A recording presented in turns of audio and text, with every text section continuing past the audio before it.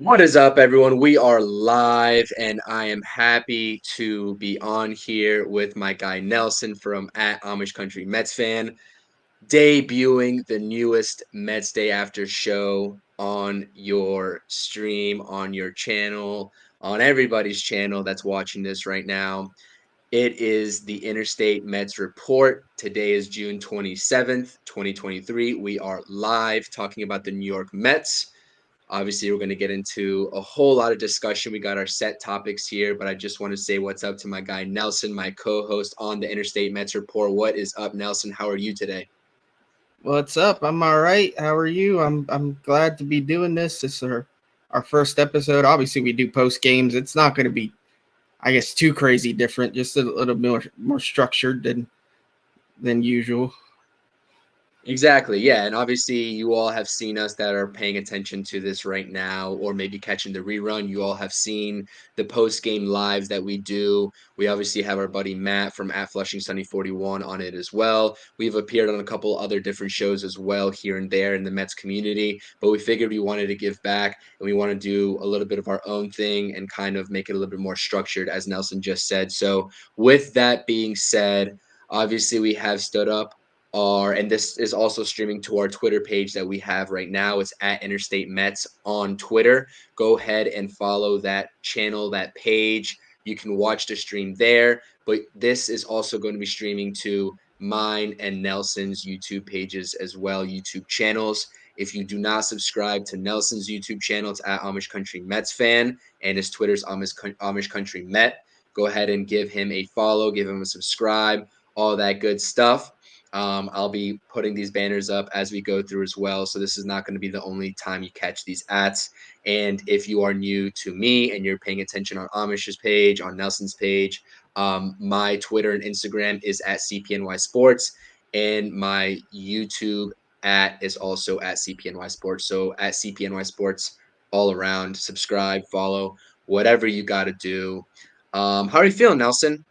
Give me a little bit of a general consensus on how you're feeling. I know everything is not okay in Metsland. Obviously, we'll get into our discussion here. We have our set topics that we want to discuss. Just as a little bit of a caveat, anybody paying attention and tuning in right now, if you have any comments, we'll be, as we do on our post-game lives, we'll be putting up the comments to display. We'll discuss it in between, and we'll shout everybody out listening because that's the name of the game. We love engagement. We love talking and having this discourse. So how are you, Nelson? Tell me your initial thoughts before we get into our set discussions, our set topics. Give me a vibe check. Just give me a vibe check. My vibe's fine, man. I've how do I put it? I've just resigned to the fact that the season is what it is. I'm okay with that. It sucks, obviously, especially our first year doing this content stuff, and it would have been better. Would have had a winning season and been able to talk wins all the time, but instead we're here doing this. But regardless of how the team does, we're obviously going to be here, talk about whatever comes up, see what we do on the trade market. That's what I'm more like intrigued about right now. Is like, obviously we still got a month or so to go, but just to see what we can get out of some of these players, who moves, how we set up ourselves up for next year. Because I do think I've seen some of Mets Twitter be like, this is going to be a problem. We're going to be not competing for years. I don't believe that. I think we can turn this around pretty quickly. I think next year we can bounce right back. We just got to make the right moves, and we'll see what. I mean, I don't have the most faith in Epler, but we'll see what he can do. Yeah, and I think that's the most. I think that's the consensus And right now. I will say, on... oh, go ahead. My bad. I just wanted to say I am on the Interstate Mets Twitter page, so if you guys leave a comment on there, I can shout it out so we can respond to it. Yeah, sounds good. And we also got a comment right here. We got our regular Patty. She says, "Oh no, I'm just leaving the office. I'll be back in about half an hour. We'll still be on. Come back and catch us. Appreciate you tuning in, Patty." Like Thanks, we said, Patty. drop your comments. We'll display it just like we did with Patty's here. Whatever you want to talk about, put it in the comments. We'll display it as I just said. But in terms of what you just said, Nelson, before we get into these topics, it's just a lot of different variances of opinions on Mets Twitter. Obviously, this is a little bit of a time of chaos. right now. Just about an hour ago, we saw Steve Cohen tweet out that he's going to be holding a press conference tomorrow as well. We will talk about that a little bit later here in this show, but just a lot of uncertainty right now, a lot of disagreements, whatever side of the fence you are on in Mets land. Whether you're still positive, which I'm not sure that I've seen many positive people in the Mets community right now. I think all the positive people have already started to transition over into the sort of negative being and sort of looking ahead to next season, which I am one of them. I'm not going to say that I'm a negative Nancy. I still want to see them win ball games. I'll be watching tonight. I want to see them win, but I think it's time to start looking forward to next season because I don't think that this season is salvageable. But as we truck along here into the show, as we said, just drop your comments. We'll be more interacting. But let's get into some topics today. This is what we hear. This is what the Interstate Mets Report is all about. Bringing you topics. By the way, we're going to be talking about everything today. Not today, but in future shows, recaps, previews of series, prospects, trade rumors, trade news, overall Mets news, whether there's a hiring in the front office or not, whether there's a president of baseball operations coming in, a new GM, a firing. We're going to be talking about all of that on this show. So just something to look ahead to in this show. And like Nelson said, this is our very first year of doing Mets content creation. So we're learning not only about this Mets team and what they're about moving forward, but also just how to navigate all of this. This is a whole process within itself while we're standing up the show. So these transitions that we're doing, these whole videos as well. So hopefully everyone's enjoying the little backgrounds that we got going on as well and the display of the screen. So just wanted to point that out because I think that gets overlooked oftentimes when people look at what we're doing on these videos. So let's get into it. Let's get into some talks. Obviously, we have our topics of discussion here. We're going to run through some Mets Phillies series recaps. There are Escobar trade, whether Bucker's on the hot seat or not. And we're going to talk about Mets Brewers coming up. Obviously, we saw game one yesterday. And then we also have our guy, not maybe everyone's guy. A lot of people don't want to think of him as the savior of this franchise, but David Stearns, who the Mets have been heavily linked to. So, Nelson, I'm going to start off with you. Tell me what you've been thinking, what you thought of the Mets Phillies series. Any key points that you want to talk about? Obviously, there's a lot to talk about. The Mets dropped the series, which is a variable winnable series.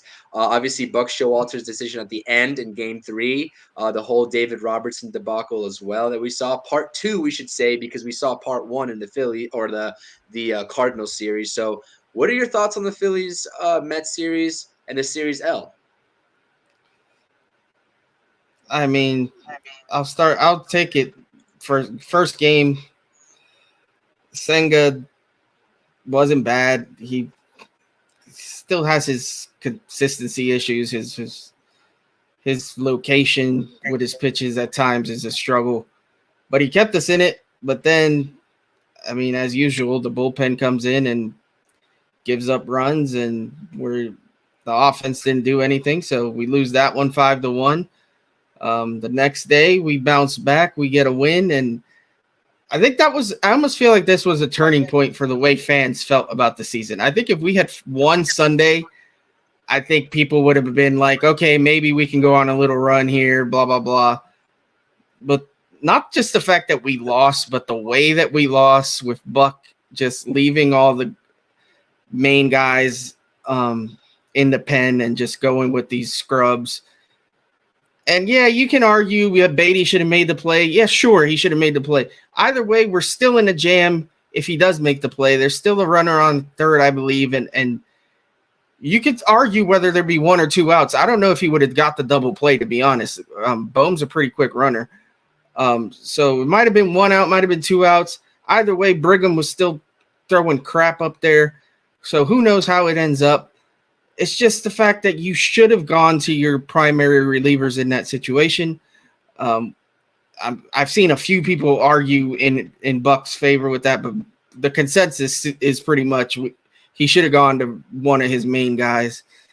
And especially with the season going the way it is, you have to win these games. You can't manage for tomorrow. He's always managing for tomorrow. It's the biggest frustration I've had with him lately. And yeah, it was a tough loss. It was demoralizing for a lot of people. At that point, I had already kind of written things off.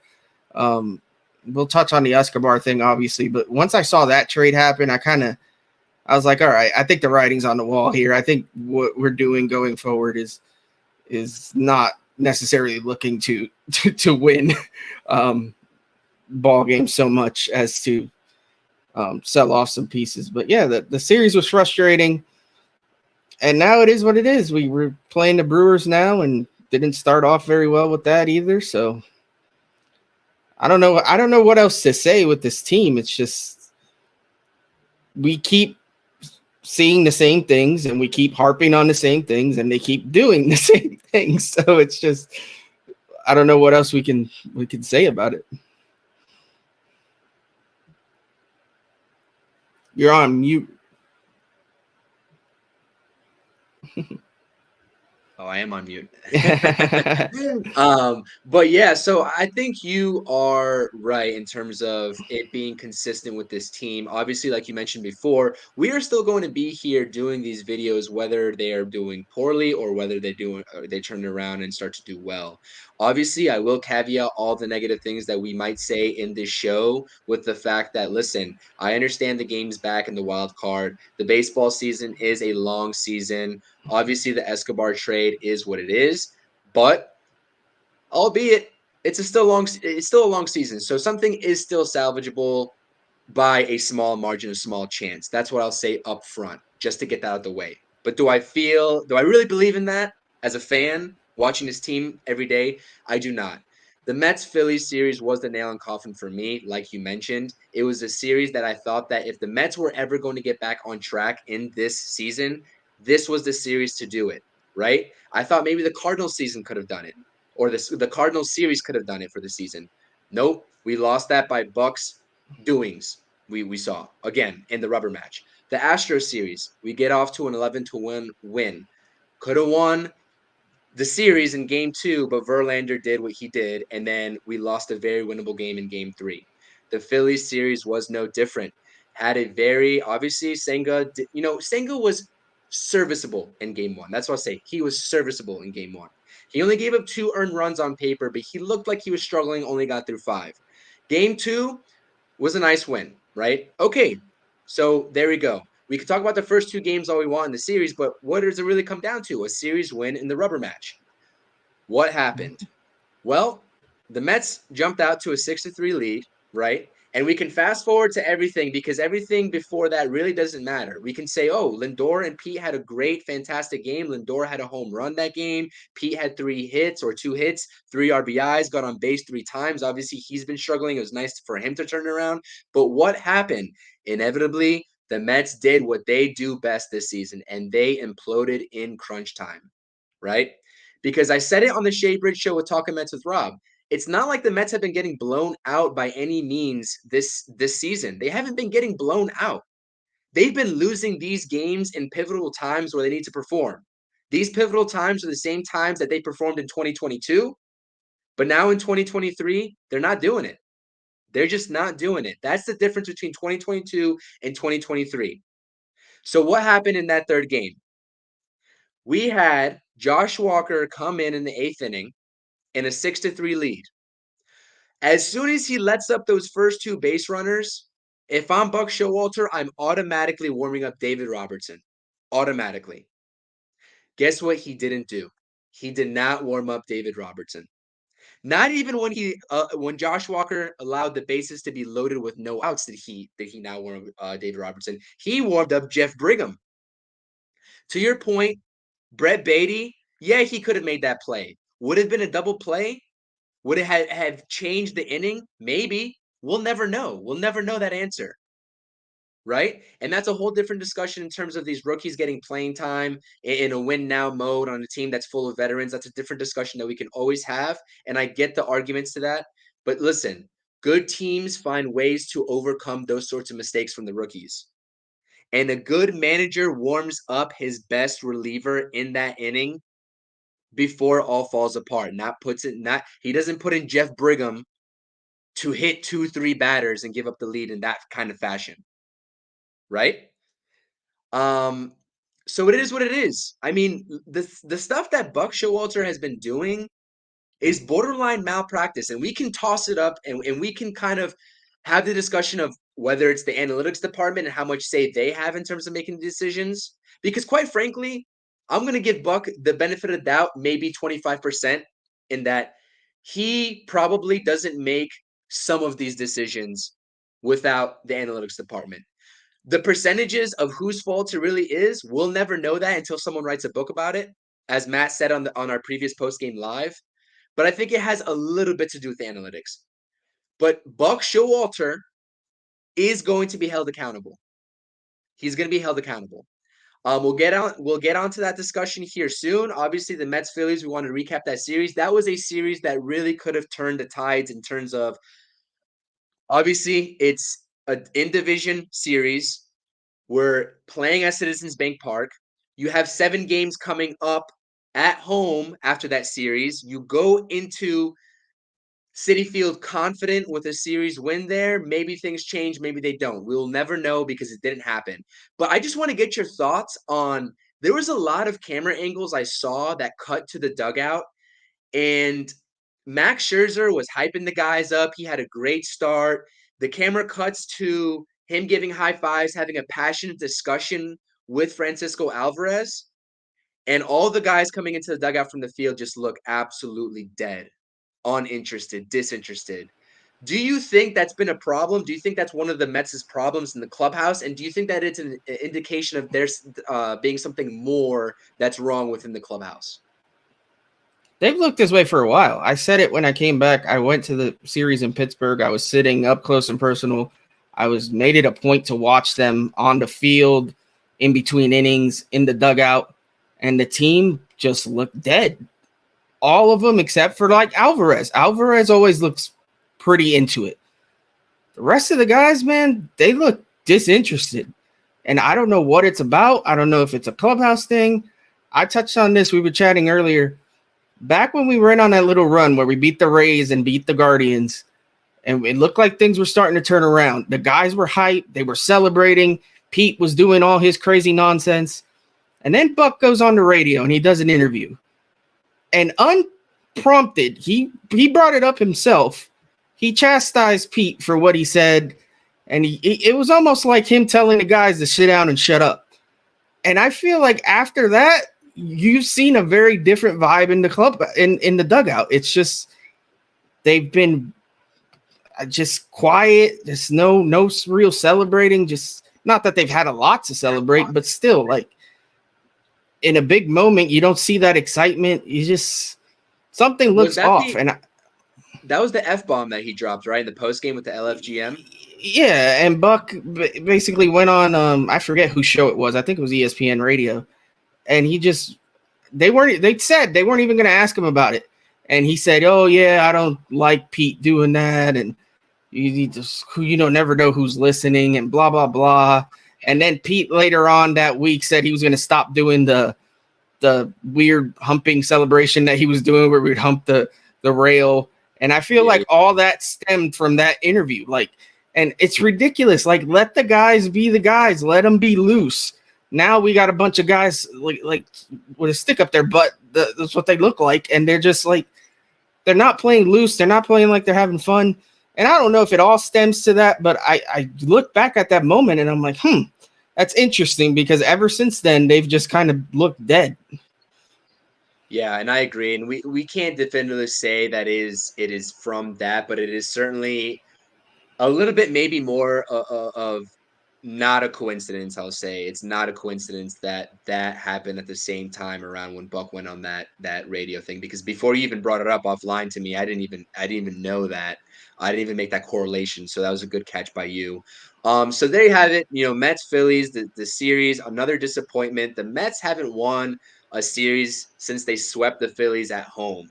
So you think about all the series in between. You think about a 2022 team that compiled series win after series win after series win in 2022. Literally, I don't even know how long it was between the Phillies series at home versus the Phillies series on the road, but there's no series wins in between there, which contributes and is a very it is the indication of a losing team and a losing season right there. So let's transition over to the next topic. Obviously, we just gave the Mets Phillies recap. Let's talk about the Eduardo Escobar trade. I know when it went down, we had a little bit of differences of opinion in terms of where the Mets go from after the Escobar trade happened, in terms of where that trade put the Mets in terms of their mindset moving forward, because at that point, I think the Mets were still only 6 or 7 games back of the wild card. And now they're 9 games back of the wild card, somewhere around there, before, after the Phillies series. So you think that this Eduardo Escobar trade, even back when it happened in that moment, was the first signal that the Mets are going to slowly start pawning off pieces. Maybe, and we can say maybe here until we actually see it happen, but maybe not even just solely with the expiring contracts. Maybe there's more to come with the other players, such as, maybe some names as Martin. Maybe not. Those contracts are a little bit hard to move. I think we both know that. But you think that those guys are still going to be offers are still going to be listened to if people call for those guys. Let me hear your thoughts on that. Yeah, I as soon as I saw the trade, first I was intrigued. I didn't see that. I don't think anybody saw that coming. Um, I'd fine with what we got for him. I think actually two decent arms for granted one of them's hurt for a expiring contract in Escobar, who hasn't played that great. I think that's a pretty solid deal. Um, and I saw it and I thought, obviously it alone doesn't mean too much. He's a backup bench guy. Beatty's getting most of the time, although Buck still platoons him for whatever reason. But yeah, I thought that was a sign that, to me, that's the kind of guy you keep if you're trying to win. He's a good clubhouse guy to that point. He's versatile. You can move him around the diamond. You can play him at DH. If you're trying to make the wild card, I think that's a guy that you want on your team. So to me, that kind of signaled, okay, maybe we're not trying for the wild card anymore. Maybe we see the writing on the wall and we're going to try to sell off some pieces. I agree with you in that it's going to be hard to move the Martes of the world, certainly the Scherzers of the world. It's not going to be an easy thing to do, but that's what Epler gets paid money for. Like, if he can do it, and if Cohen's willing to eat money, then get creative, bro. That's your job. It's not my job to do your job. Like, you figure it out. Like, a team, you never know. I've said it before. Teams get desperate. Guys get hurt. A team that doesn't expect to make a run could be in it and was like, oh, we're an ace shy or top of the rotation arm shy. Maybe they say, oh, maybe Max is the guy to get us over the hump. You never know. It could happen. It could not. But definitely the Canas of the world, the Tommy Pham, Vogie, if you can get anything for him, Robertson, obviously, Ottavino, guys like that are not signed long term. I expect, and if they were smart about it, we would trade all of them if we're not going to be in it, because what's the point in hanging on to those guys? Yeah, no, I definitely agree. And we add another comment in here, which will flow directly into our next topic. But before I talk about that Eduardo Escobar trade, I want to shout out CVMac23. Appreciate you tuning in. Just as a little disclaimer here, I know I said it before. This is going to be the Mets Interstate Report. This is a debut show. We're going to be doing pre-recorded pods and live streams. We're going to be doing it at 5 p.m. Eastern Standard Time on Tuesdays and 4 p.m. Eastern Standard Time on Fridays, twice a week. And we're going to be pretty consistent about it. So if you haven't subscribed to Nelson's or I's YouTube channels as well, which is where it's streaming, as well as the Interstate Mets Twitter page, follow and subscribe to the channels, all that good stuff. Definitely appreciate everybody tuning in, or whether if you can't tune in Can I live. just add one thing? Sure, go ahead. I'll always. If they can't catch it live, they can always, because I know those are weird times during the day, they can always go to our channels and catch the replay. They're going to be there, so make sure. Actually, I'm going to make a playlist with just Interstate Mets Report, and it'll just be all those videos. So make sure you check that out as well. I've already done so on my YouTube channel as well. I've already categorized that as well. So that would be in one nice spot for them right on my page. Hit that subscribe button on both of our pages and catch the reruns or catch it live whenever you can do so. So going back to the Eduardo Escobar trade, we had this discussion many times before, especially since this trade went down.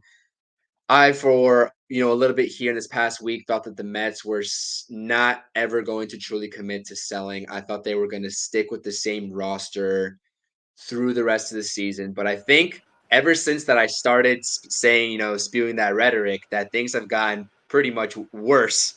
And it was hard to get worse than what we were at that point when I was saying that. But things have certainly still seemed to have gotten worse since then. So we saw the Escobar trade, and I completely agree with you. This is going to be an indication, the type of deal, because it's not a coincidence that the Mets beat reporters go out and come out with the Epler quote first and foremost about Steve Cohen willing to eat some dead money on the remaining contracts of this season to get higher end prospects from teams. But just that those reports are coming out within themselves, that information is flowing from somewhere, and that's from the top. Steve Cohen, he's like, hey, listen, I need this report out. This is what we're going to be doing. This is the way forward. I need this to get out. I guess that was, and that directly ties into the press conference that he's going to have tomorrow. So maybe that was a little bit of a preparation for the fan base. Hey, beat reporters, I want you to do a press release on this. That'll help pretty much set the expectation in stone, so then I can go and do my press conference whenever X time that may be. That was what he was thinking before, in my opinion. So now let's talk about the players who could be moved.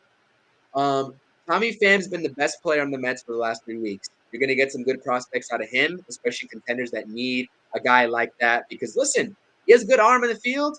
He'll hit the ball hard every time. And I've killed him this season, but he has turned it around and he's completely slapped me in the face and basically said, "Hey, listen, Chris, you have no idea what you're talking about whatsoever." And I'm pretty sure the rest of the Mets collective fan base that applies to as well. But if you were a believer in Tommy Pham when he got signed, and especially in the first couple of months, a shout out to you, because I don't know if you're a fortune teller or what, but that was a crazy thing. David Robertson's been solid from the start. You're going to get great interest out of him. Vogelback, he's starting tonight again. Listen, I don't know why he's still in the lineup. And I don't think there's going to be a market for him or Carrasco, because Carrasco's another guy that you could potentially move. He's got the 1 year deal. They picked up his option, 15 mil for this year.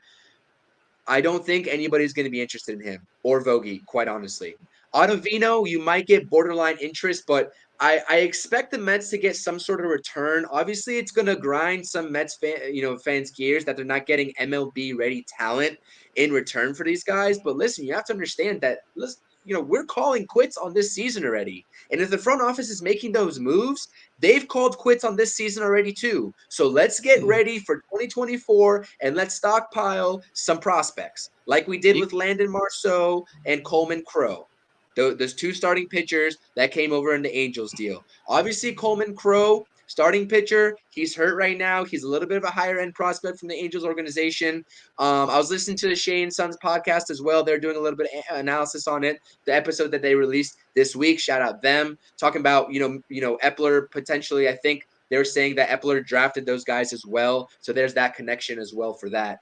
Landon Marceau got roughed up in his first outing for in the Mets farm system, allowing 5 earned runs. But listen, starting pitching depth in this Mets farm system is something that you can never go wrong with, because it's something that Steve Cohen has never had as soon as he stepped into the role that he's had, after he's bought this team. This team does not have starting pitching depth in the minor leagues.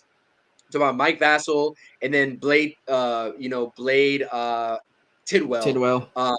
Tidwell from Tennessee that they drafted. Those guys are pretty much the two guys out of the slim pickings that you have. So adding two guys in addition to whatever depth they have in the minor leagues for a guy like Eduardo Escobar, who's in the last year of his deal, veteran player at 34 years old, you're going to take that 10 times out of 10. So it was a great trade in the optics of thinking forward to next season when hopefully, I'm not going to say his name. We'll say it later on in the show. But hopefully there's a president of baseball operations managing the whole kind of cloud of front office ordeals that we see that, let's face it, Billy Epler probably has had more of a role in this year without that position being filled, the president of baseball operations position being filled. So I was a big fan of the trade. Let's expect more just like that with guys that we just named. Pham and Robertson headlining it, maybe Ottavino. And I know it's going to hurt a lot of people's, hearts and pride that, this highest payroll in baseball didn't get it done this year. But listen, you got to cut losses when they're due. And this is the time to do so right now. So anything else that you have regarding this topic, Nelson, before we move on to Buck being on the hot seat and the Steve Cohen presser that we are all awaiting for tomorrow? Yeah, no, not too much. Just that you can always package some of these guys too. I mean, you see, you're not going to necessarily package two big contracts together or whatever, but you never know what a team needs. You can maybe add a Peterson or a McGill. Like, they're no use to us either. Throw them in a deal if that sweetens the pot a little bit for a team. Or Tomas Nido. Man, even Omar Narvaez. Why couldn't you trade him? His deal's not that huge. You have Perez in the minors who could back up Alvarez. Great point. If a team wants these guys, just listen. That's all I can say. Listen. As Matt said on the postgame live before, it doesn't matter what name that another team is calling about. At this point, you listen to any sort of call that you get.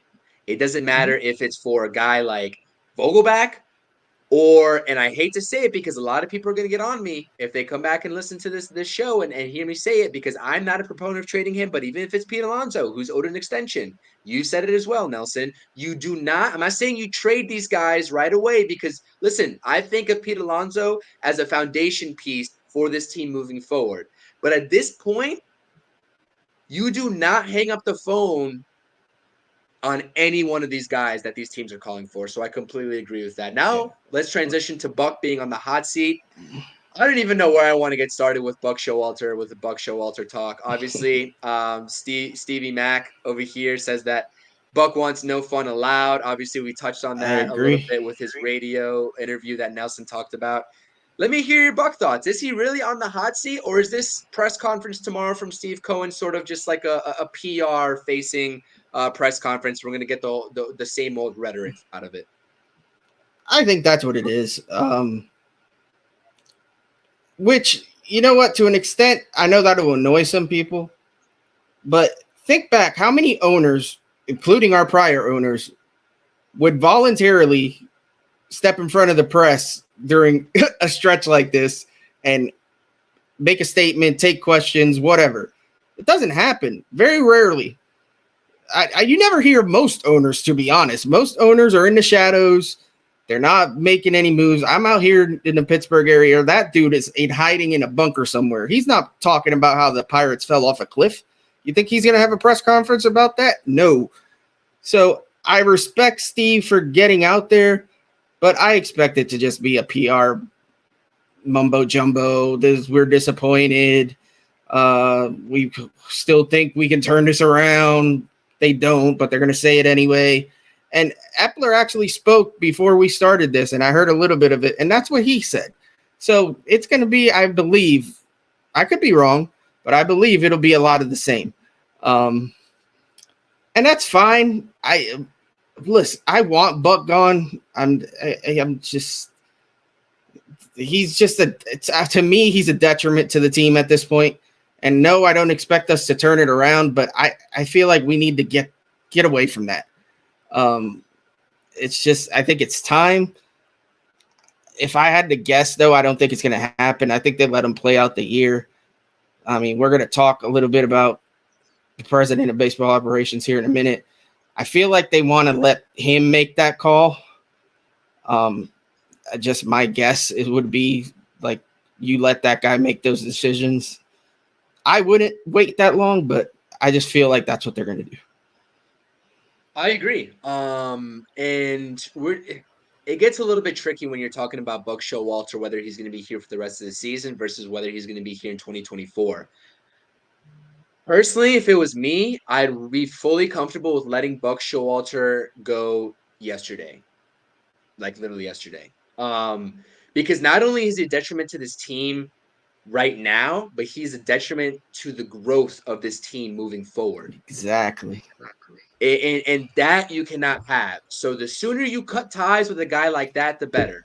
And I didn't want to make this comparison, although I just thought of it in terms of when Michael Harris got called up and who the manager is or, was. I think he still is of the Braves because I don't really pay attention to the Braves. But Brian Snicker, an older gentleman himself.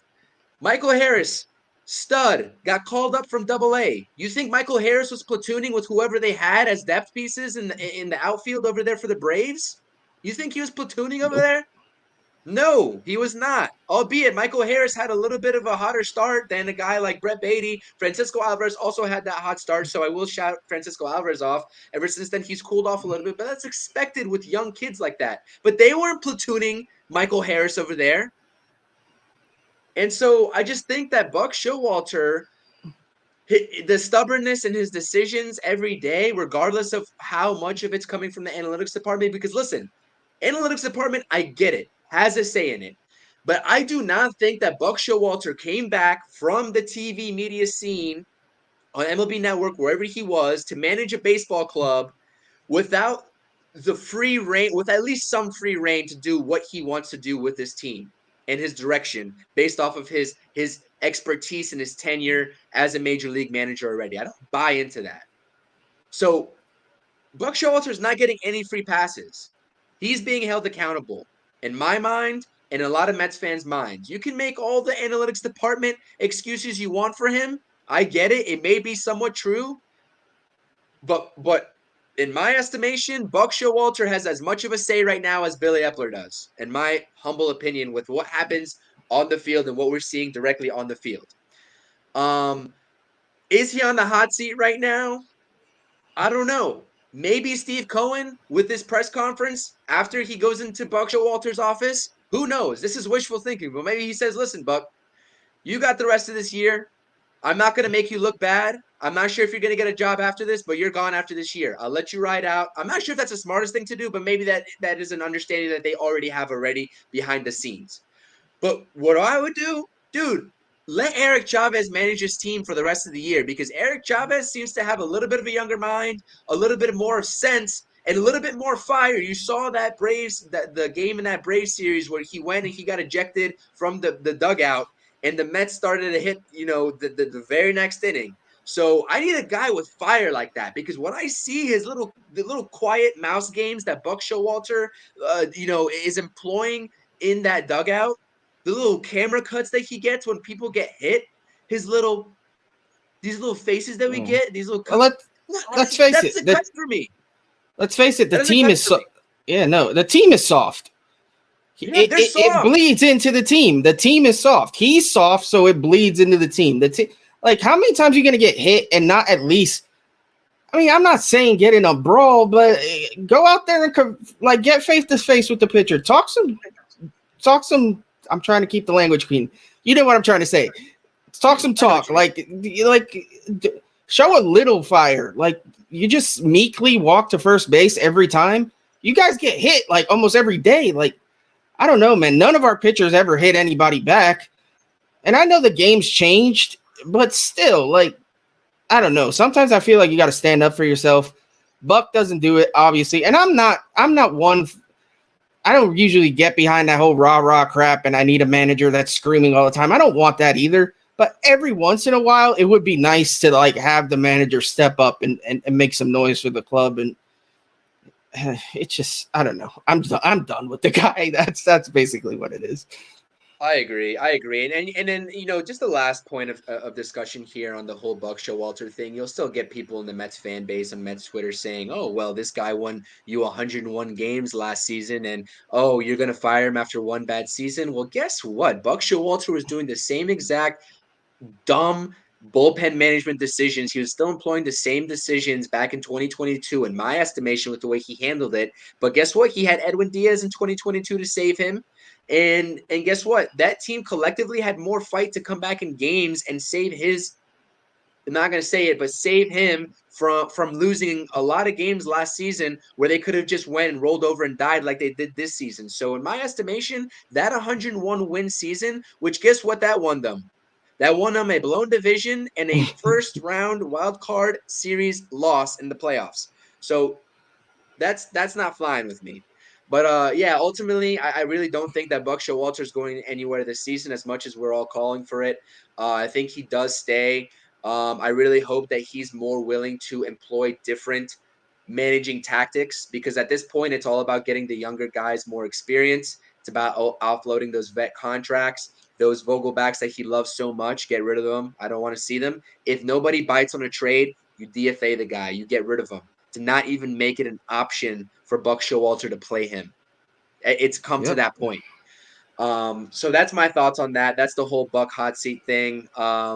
In any sort of functioning organization, Buck Showalter would be on the hot seat, but who knows with this Mets organization right now. So we're approaching about 40 minutes on the show right now. We're going to get to our last topic of discussion, and that is the Mets Brewers series. Obviously, David Stearns, even the guy like Craig Counsell over there as well. We saw the David Stearns news break in terms of coming over as the Pobo next year under Steve Cohen, regardless of whether Billy Epler is going to be here or not to kind of take orders from him. But first and foremost, Mets Brewers. Mets lose an absolutely lethargic game last night. I'm not going to lie to you. I didn't watch the first 7 innings of it because I was out getting dinner. I saw that we were up 1-0, and I was like, all right, maybe we can ride our way to a 1-0 loss. But guess what? Get the notification on my MLB app. So a certain guy who just got suspended for sticky stuff, whether it was Drew actually sticky stuff or Meatballs. not. Drew Meatballs throwing another fastball right down the middle, 97, 98 miles per hour. Got some good life on it, but let's throw it right over the heart of the plate because he has absolutely no location awareness. And he gets toast, 2-run home run, and that ends up being the final score. Nelson, give me your thoughts and analysis as best as you can out of such a boring and lethargic game like that. I did watch the whole game, sadly, and at this point, I don't care about wins and losses anymore. I think what bothers me most about this season isn't so much the losing. I've seen a lot of losing teams. Yeah, it sucks, but the team is boring. They are so boring to watch. There's like half of the Major League Baseball teams are more fun than this team to watch, at least. It's just, and then the fact that they lose such a gut wrenching game on Sunday and they come out yesterday and show no heart. It's like Zero. they've packed it in. They don't care. And if they don't care, why should we care? I mean, we care because we're doing content and whatnot. And like we said, we're going to still do it. But as far as like actually caring about the wins and the losses and how they win and lose, it's hard to care because they obviously don't give a darn. They just went out there yesterday and it looked like they were going through the motions. Smith comes back after being suspended and he's the same Smith he was before. And it is what it is. The offense just didn't show up, and Verlander struggled to get through 5 innings. It's hard to win that way. And the rest of the series, we got, if they play today, I guess there's rain in New York, but Peterson today, Jesus, we could get on that. I'm not going to go on the whole rant about Peterson, but he stinks. I don't expect to win tonight either. And I forget who's pitching tomorrow. So is it Cookie? Or is it's Senga. Senga. Peterson, Okay. Senga, Well, then Scherzer to close out the series. all right. Then maybe Senga can put up a nice start tomorrow. Who knows? But I'm more intrigued to see what happens with the Cohen press conference, to be honest, than the games I agree. themselves. I'd be more excited for that press conference than the game itself. And by goodness, Peterson's on the mound today. I hope there's a rain out. I'm not gonna lie to you because I'd rather watch nothing than watch David Peterson on that mound tonight. So, as bad as that is to say, because I love watching Mets baseball, I love having stuff to talk about. But by goodness, man, I can't watch that. It's absolutely atrocious. Him and McGill, both guys that we really expected to take off after a couple seasons ago to last season, absolutely just did the opposite. No consistency on this team. We said it all season long. You can go back and look at Nelson and I's post games from earlier on this season. There's no consistency. We've been saying that word for so long already. Shout out Louis. says highest payroll in baseball to be worse than the Royals and Baltimore. Our only good players are Scherzer and Verlander. Maybe I don't think Verlander is going to be in that lumped in that category. But sure, to his point, Scherzer has turned it around. Last couple starts has given the Mets exactly what they needed. 8 innings against the Astros, 6 innings against the Phillies, kept them in the ball game, got wins in both of those games too. So, yeah. Actually, was Scherzer got the win in Philly, right? He got the win in Philly. Yeah, I believe so. Yeah, he got the win in Philly in that middle game, I'm pretty sure. But yeah, that's exactly what we need out of Scherzer. I just find it hard for Steve to cough up Robbie Cano money for him to play elsewhere next season. But who knows? Crazier things have happened. It would save a little bit of cap space for the Mets. Obviously, the difference of whatever he pays versus whatever's owed left on his contract would give you more space on the payroll to employ a guy like Shohei Ohtani. But if the Mets have any sort of inclination of being competitive next season, I think Scherzer and Verlander are still going to need to be on this team. But it's all about what they decide about what they want to do. I don't think that Cohen is going to be accepting of putting a mediocre team out there again for the sake of rebuilding next season. And shout out to him because we shouldn't expect that as well. But you never know what the direction of this team is heading in. So Mets Brewers, we'll see if the game happens tonight. Obviously, a lethargic loss 2-1 in game one. Got Peterson tonight if the game happens. Kodai Senga going in game three. And then to close out the series, we got Max Scherzer on the mound as well. So we'll see how that series plays out. And then after that, obviously, we'll do another live. We got, Giants and Mets after that at home as well. But just such a killer that they did not come away with that rubber match win with 7 at home coming into City. That's just such a downer to me. But David Stearns, man, listen, I think, and I've said this for a while now, that the president of baseball operations has been the missing link to a lethargic and an unorganized front office this season. I don't know if it's been the only missing link, but it's been certainly a gap to contribute into whatever's going on up there that's wrong. Obviously, Sandy Alderson stepped down. He's now in an advisor role. We saw him being the president of baseball operations when Billy Epler came on board. That is no more. So they're looking to fill that position next season. Obviously, David Stern's contract with the Brewers runs out after this season. Obviously, you can't tamper with the guy. He's still under contract with the Brewers. Steve Cohen being the richest owner in baseball. If there's any news that he tampers with David Stearns and the hiring of that process, the Mets are going to pay significant fines. Probably with him being the richest owner in baseball, they'll probably lose out on some draft picks. So they better play that situation correctly and by the books is all I'll say. David Stearns, I know we mentioned it in a post-game live before, but I want to ask you again, just so it's on record on the Interstate Mets Report show. Are you on board? And do you think, because I know that people are like, well, you really expect David Stearns, one individual who hasn't won anything in Milwaukee, to be the saving grace of this team? And my point is that, listen, he did a lot of great things organizationally with less money to work with in the Brewers organization. To your point on the last postgame, Brewers went to a postseason 4 straight times, the first time in their organization's history under the watch of David Stearns. He's brought in guys like Christian Yelich in 2018, Willie Adames in the trade with the Rays. He's brought in good talent in trades, and I'd have to look at it free agency. But albeit they've had success since he's come on board with them in 2015. What is your thought on the Mets front office in terms of the president of baseball operations gap that's missing, and if David Stearns is a good fit / would you welcome him on board? Obviously, I think the answer is yes, but give me your thoughts on that. Well, he's the obvious fit. We've clearly wanted him from the jump. He was one of the first guys we tried to hire. Brewers owner refused to play ball and let us interview him and refused to let him out of his contract. Understandable, whatever. He seems to be waiting it out. He obviously stepped down. He's in an advisory role over there.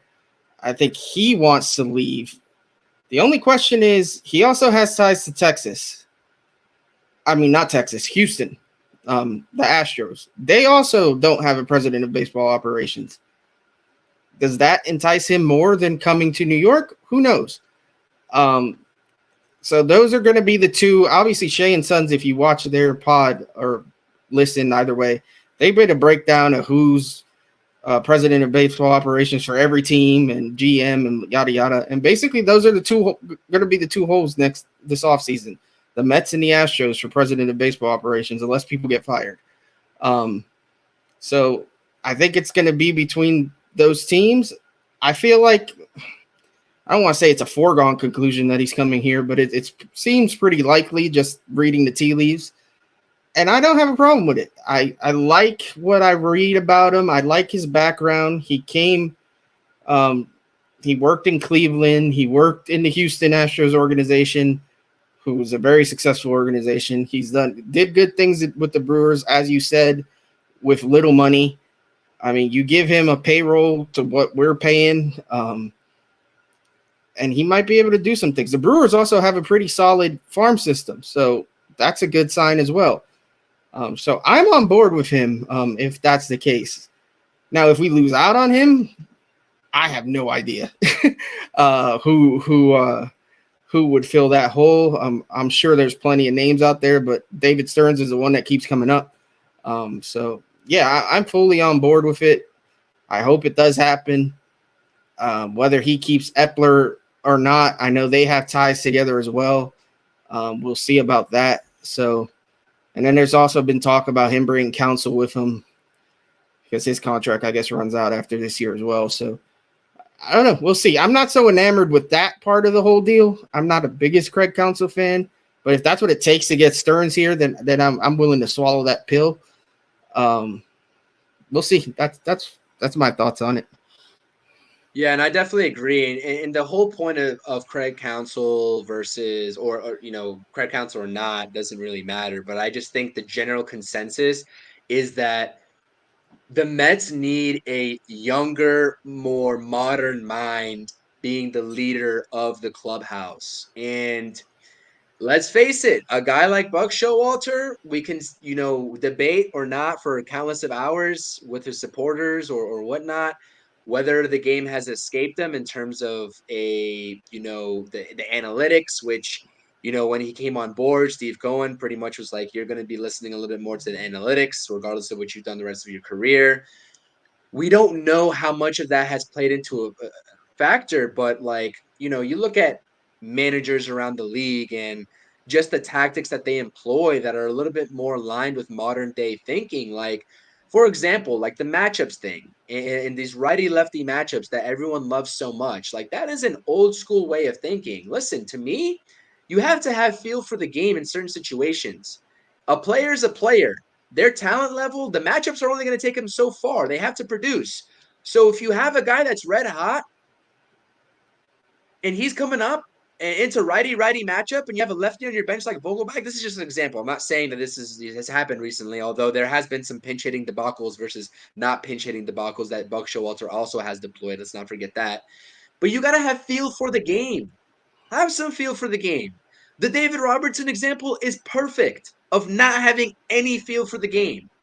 None. And you know what's funny about that too? And sorry, I'm going on a little bit more of a Buck Showalter tangent. I apologize about that because we're going to wrap the show up here soon. But Adam Ottavino is a guy that told the media after that game that he went up to Buck Showalter and told him that he was available for that game. He literally told the media that after the game. Mm-hmm. And so Buck Showalter is going to go to the media after Adam Ottavino, lets that be known to the media and say, well, listen, it was already predetermined that we were going to give Adam Ottavino a day off. It was already predetermined. Who's determining that? Because if it's the analytics department, that's a joke within itself. But if it was Buck Showalter, an even bigger joke. But even if it was the analytics department, it's in game. He has the choice. He can decide, you know what, forget what the analytics department say. I'm going to roll with this guy because I need him. What are they going to do? Fire him for that? No, come on. Let's be real. So he has more when it comes to in-game decisions. Yeah, sure. The analytics people probably give him ideas and give him like scenarios, but it's up to him to make the decisions. And I'm sure he has the right to make whatever decision he wants. And he's making the wrong ones. So I'm not giving him a pass for whatever, dude. Like I'll stop. Sorry. Yeah, no, I agree. I agree. Especially because it's getting to that point, we're going to wrap up the show. Shout out James Nolan, checking in on What's the up, James? show. Definitely appreciate you. He's running his own lives as well. A lot of videos over there on his YouTube page. Go check him out as well. Always appreciate you tuning in. I appreciate that. Stevie says he'll be an upgrade over Sandy. That's for sure. When talking about David Stearns, 100%, 100%. Sandy Alderson, another guy who the game might have escaped a little bit. Stearns, a little bit of younger Mm-hmm. mind. I think that the Mets, and I think Steve Cohen might start to realize that, and I hope that's what he's picking up, is that the Mets need more youth in higher level positions to lead this team from top to bottom. Not only on the field, because you talk about Max Scherzer and Justin Verlander and the vets. We can talk about that all day long, but I'm talking about the higher cloud of decision making. You need to get those guys. You need some younger minds in there as well. So shout out Stevie for joining in and paying attention to that.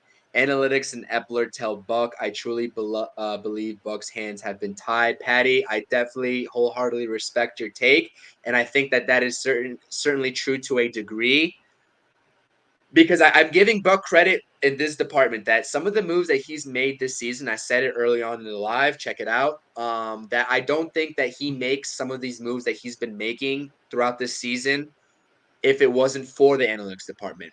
But to Nelson's point that he just said, at a certain point, there's no way in my logical thinking that a Steve Cohen led team is going to tell the manager that he hired and that has a tenure of Buck Showalter's a resume like Buck Showalter in this league exactly what to do in the dugout during the game. That's all I'm saying. But the thing is, we're sitting here. You have your take. We have ours. We're just fans at the end of the day, and we'll never know until there's a book written about it or there's an official report coming out about it. And maybe that's when Buck Showalter gets fired. He finally spills the beans on everything that was going up from the top because he's just so fed up, and those that cost him his job. But until that happens, this is all just speculation, and that's what we're on here for. But appreciate that. Sandy got us Cespedes though. Completely agree. I understand that. I understand that. But when we're talking about a GM or whatever he was serving at the time and the president of baseball operations, we're not going to sit here and pinpoint one move versus a little bit larger of a sample size. So no, I definitely agree with that. Do you guys think Max and JV or anyone could possibly get dealt, or do you think we are shouting for no reason and they stay? Nelson, I'll let you take that. But for me, my perspective is that, listen, regardless of whether they want to be competitive or not next season, those contracts are simply not going to be ones that are going to be moved because I don't think Cohen covers $25 million plus of those contracts for next season for these guys to be playing elsewhere. But Nelson, I'll let you answer this question, James's question. Yeah, no, we touched on it earlier. I don't think is going anywhere. Max, like I said, if a team were to get desperate and Cohen's willing to eat a substantial amount of money, who knows? It's not likely. Like I said, I don't think it's likely. I think a lot of it is shouting for maybe no reason. And I don't know. I'm not shouting about it. I just think it's prudent to look into. Um, I just, it's going to be tough to make it happen. I hope it happens just because any pieces we can get helps. But at the same time, if we're just going to be paying most of his contract and getting some fringe minor leaguer that isn't going to help us, then that's pointless. So it needs to be a deal that's worth it. And like I said earlier, that's what Epler gets paid for. Like, he needs to figure it out. Like, find the right deal. If you can't, okay, fine, but at least try to make it happen. Yeah, and like I said, like even if the teams do call, like say a team calls up Billy Epler and says, "Listen, we'll go ahead and take Max Scherzer off your hands. You need to pay the rest of his salary this year and cover $25 million next year." Is Steve Cohen going to do that? To me, I don't think he's going to because I think that those pieces, Max and JV, if you're going to be competitive, you're going to need those guys to perform next year because you're not going to be able to build a whole rotation with two aces at the top through free agency. So unless you're really convinced that they're going to tank and you're accepting of that, then maybe take the call. But even then, I just don't think that Steve Cohen's going to do that. And that's just a different conversation within itself. Patty says Buck is not happy if you've noticed, ? And he's very quiet. The game is very different from what Buck knows. It might be time for him to go. Completely good points. I do notice, and I'm going to give him the benefit of the doubt. Like, he's not happy, and there seems to be some frustration on his part that definitely probably isn't for his doing, but I think it's collective fault of Epler and Buck Showalter, let's face it, combined. And I don't think that he's completely innocent in terms of what's been going on this season, but I definitely agree that there's a larger aspect to think about. But again, it's all speculation. But she said, "I got you. All good, fellas. I appreciate you tuning in, Patty. Thank you for being a supporter of the stream and the show." And then she says, "Yeah, Max Scherzer and JV aren't going anywhere." Completely agree. Completely agree. But listen, guys, we're running about an hour here on the show, a little bit more than we wanted to do. This is a great debut show of the Mets Interstate Report. This has been really fun, man. I'm really excited to be doing this going forward. We're going to be going live. We're going to be doing a mixture of dropping pre-recorded podcast episodes and going live. We're probably going to be going live more predominantly because that's just a little bit easier for our schedules. But Tuesdays, twice a week. Tuesdays at 5 p.m. Eastern Standard Time, and then Fridays at 4 p.m. Eastern Standard Time. Make it in the live. Drop some comments. We'll be displaying all the comments if you can make it. If you can't, all good. Follow the page. We have the page set up. The stream's on there as well at Interstate Mets on Twitter. Make sure you're dropping a like, thumbs up the video, comment, and subscribe to both of our channels because the videos are being streamed to both of our channels as well. Nelson, what you got? Let them subscribe to your YouTube channel as well if you haven't checked out Nelson's as well. But I want to get some closing remarks from you, man. Oh man, it was a fun first episode. Glad we came up with this idea to do this. I think it can be something good going forward. I think it'll be fun to do. Yeah, please subscribe to my channel there. Amish Country Mets fan, regardless of where you're watching on my channel or Chris's channel. Subscribe to both. And yeah, follow me on Twitter. And just I want to touch on the name real quick because I don't know that everybody necessarily would get it. The reason it's the Interstate Mets Report is we are both not in New York City. I live out in Western Pennsylvania. You live out the DC area. We both, in theory, to get to New York, if we're not flying, you have to take the interstate. For me, if you look at the logo, it's I-80. Go straight into New York. For you, it's I-95. And that's kind of where the name came from and all that. So just if anyone was curious, I figured I'd touch on that real quick. No, that's important too because you see the 80 and 95 on the logo as well, and I think that's a very important thing too that we definitely forgot to touch on as well. So yeah, I love it. I love the setup that we have here. No other person I'd rather do it with than you, Nelson. So I appreciate you getting this together and planning this out with me. If you haven't seen Nelson's hype video that he made for us, go check that out. That was one of my most favorite things that I've seen in recent memory. That little hype video that you dropped yesterday, I loved it. So thank you for that. But trying to get more creative. I'm gonna let's do it, man. I'm all about creativity. If you get a different backdrop, hey, we're gonna be doing it all on here. So I'm definitely appreciative of that. Follow me on Twitter and Instagram at CPNYSports. Subscribe to the YouTube as well. I think if you're watching on my channel, it should be in the bottom right corner. You can just hit the subscribe button too. But if not, just look up CPNY Sports. I'm sure you'll find me as well. As always, this is your favorite or hopefully soon to be favorite Mets Day After show. But it was really good to discuss some Mets baseball with you all. We'll be going live on Friday at 4 p.m. Eastern time as well for the next time. So tune in. If you're watching this, hadn't get a chance to tune in today, do so on Friday and all the subsequent lives and episodes that we do, whether it's pre-recorded or live. We'll try to stick to that 5 p.m. and 4 p.m. Eastern Standard Time mark on Tuesdays and Fridays, respectively. So without further ado, if we don't have anything else on here to report, make sure you're following, liking, commenting, subscribing, all that good stuff. And at the end of the day, whether they're doing poorly, this Mets organization or not, we are still going to be here making content. So as always, until next time, appreciate y'all tuning in, and let's go Mets. Let's go Mets. See you Friday.